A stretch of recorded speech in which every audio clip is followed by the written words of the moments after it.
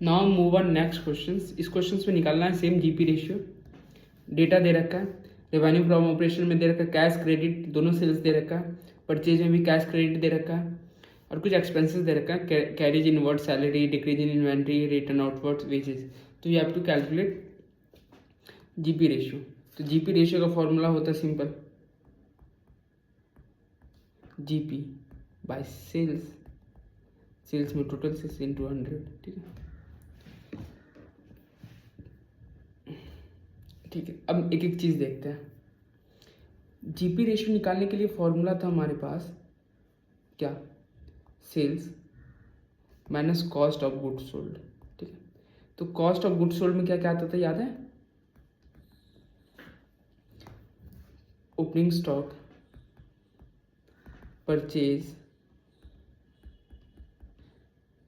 कोई एक्सपेंस है तो एक्सपेंस भी लिख देना direct related, minus closing stock. ठीक है, अब बताओ ओपनिंग स्टॉक दे रखा है,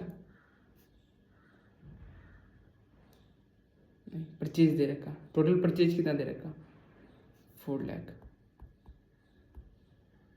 क्या एक्सपेंसेस दे रखा डायरेक्ट रिलेटेड। देखो ये कैरियज इनवर्ड क्या, ये भी एक्सपेंसेस है।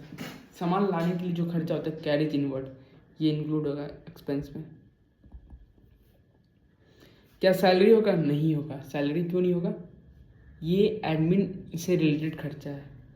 क्या रिटर्न आउटवर्ड्स क्या होता है, रिटर्न आउटवर्ड का मतलब जो तुमने बाय किया ना, बाय क्या उसको बाहर दे रहे हो, ये मतलब हो गया परचेज रिटर्न। रिटर्न आउटवर्ड्स क्या हो गया, परचेज रिटर्न। इसको परचेज से एडजस्ट करो, तो जहाँ परचेज लिखा वहाँ 20,000 लेस कर दो।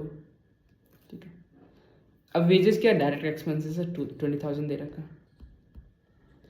अभी यहाँ पे बोला है डिक्रीज इन इन्वेंट्री।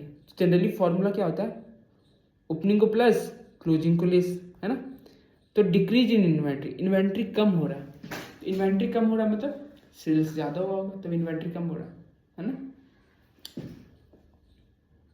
ये है 1,20,000, इसको ऐड कर दो तो अमाउंट कितना आएगा, 4,20,000 कैंसिल हो गया, 4,08,000, 4,05,000, ये हो गया 5,30,000। और सेल्स दे रखा है, सेल्स कितना दे रखा है, सेल्स दे रखा 10 लाख, सेल्स दे रखा 10 लाख, तो ये हो जाएगा 4,70,000 ग्रॉस प्रॉफिट आ गया। तो 4,70,000 ग्रॉस प्रॉफिट आ गया, सेल्स दे रखा 10 लाख इंटू 100 कर दो, 1010, ये कट गया, ये आ गया 47% ग्रॉस प्रॉफिट। करेक्ट।